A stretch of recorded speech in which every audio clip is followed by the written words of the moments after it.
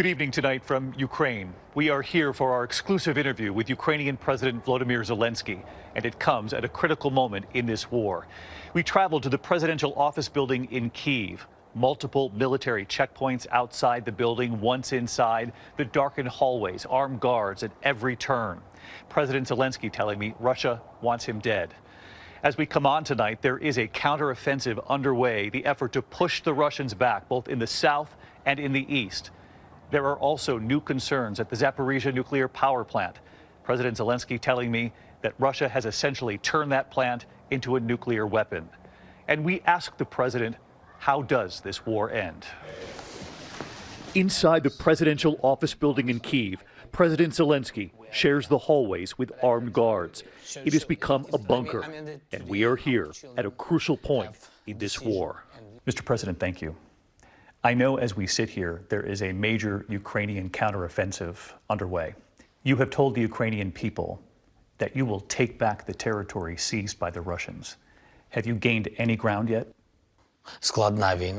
It's a very difficult war, and it's a very difficult task. We will renew our territory. We cannot freeze this conflict now. We need to, step by step, deoccupy our territory. This task is difficult. I'm sure that is what will happen. It's only a matter of time. Why Kherson? Why this counteroffensive now?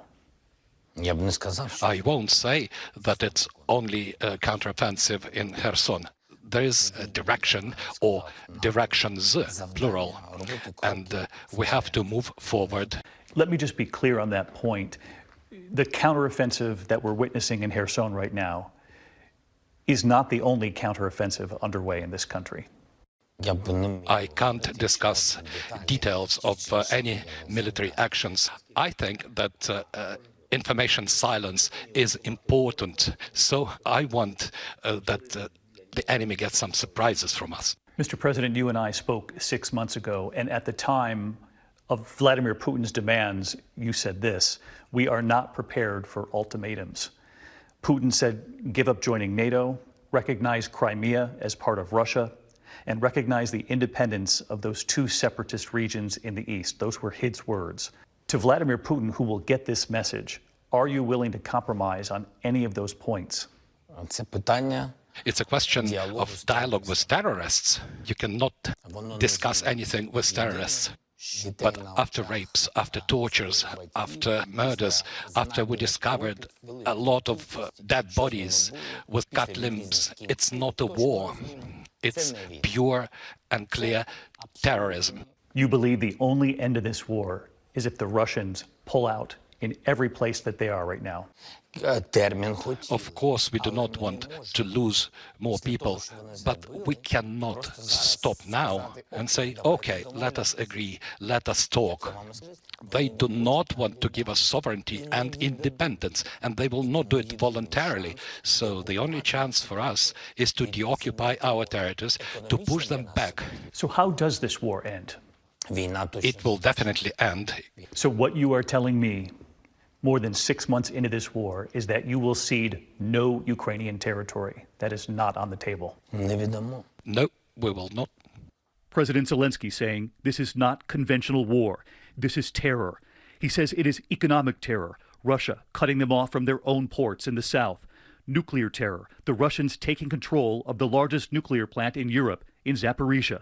You see, they occupied our nuclear station. 6 blocks. The biggest in the Europe. It means 6 Chernobyls. It means the biggest danger in the Europe. So they occupied it. So that means that they use nuclear weapon. That is nuclear weapon. As we've been here, nuclear inspectors have finally made it to Zaporizhzhia through the war zone, the front lines. The lead inspector came out afterward and said, I'm worried. We know that the main power line going into the plant was shut down for a time in the last 24 hours, backup power. And he warned the potential loss of power to cool those reactors could lead to a meltdown. How close are we to that? You and us are already close to danger because there are military people military personnel at the territory nuclear power station. There shouldn't be any military personnel. There shouldn't be any military equipment on the territory. And there shouldn't be the workers of nuclear power plant who are surrounded by people with firearms. I'm sure you're aware of what the White House and the Pentagon has said. They have said the safest outcome would be a controlled shutdown of the Zaporizhzhia nuclear power plant. Would you support that?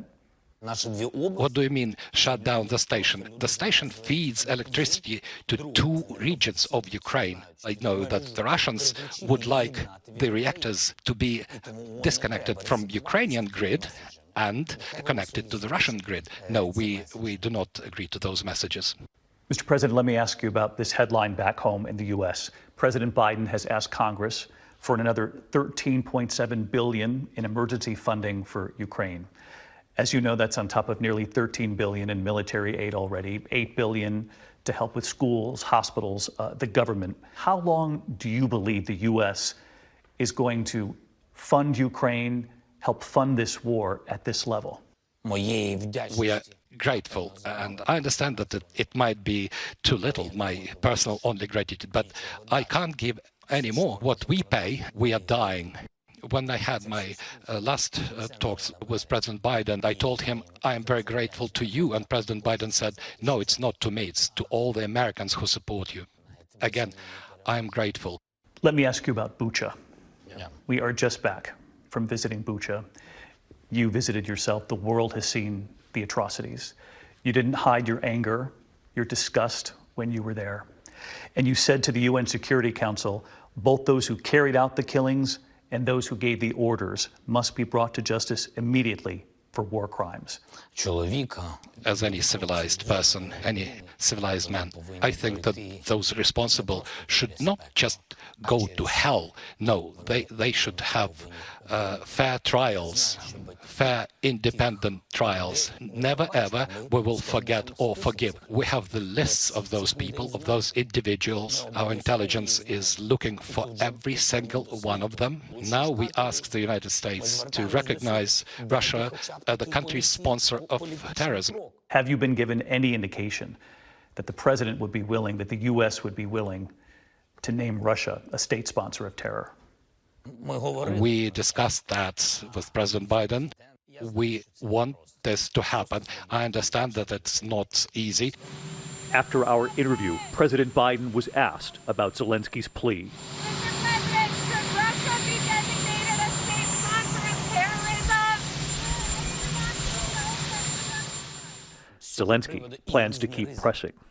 Do you believe Vladimir Putin is a war criminal? Yes. Should he be prosecuted? Yes. Your messages to the Ukrainian people every night. We remember the message outside when you said, we're still here, we are in Kyiv, we are defending Ukraine. As we sit here, your life is still clearly in danger. The foreign minister of Russia said in recent weeks, he called this an unacceptable regime. What is your intelligence telling you? Does Russia want you dead? Yes.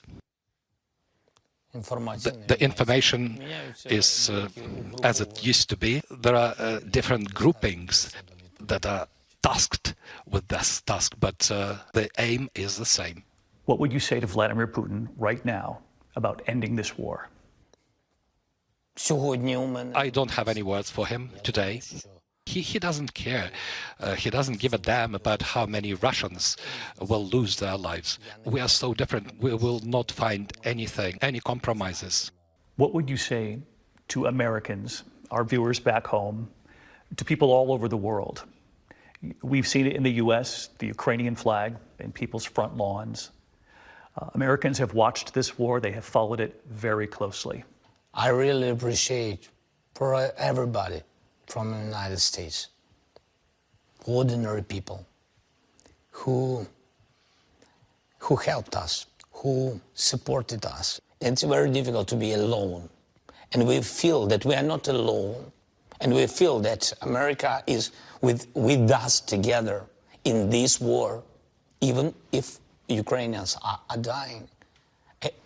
not Americans, but we feel that you are on the field with us. We have feel.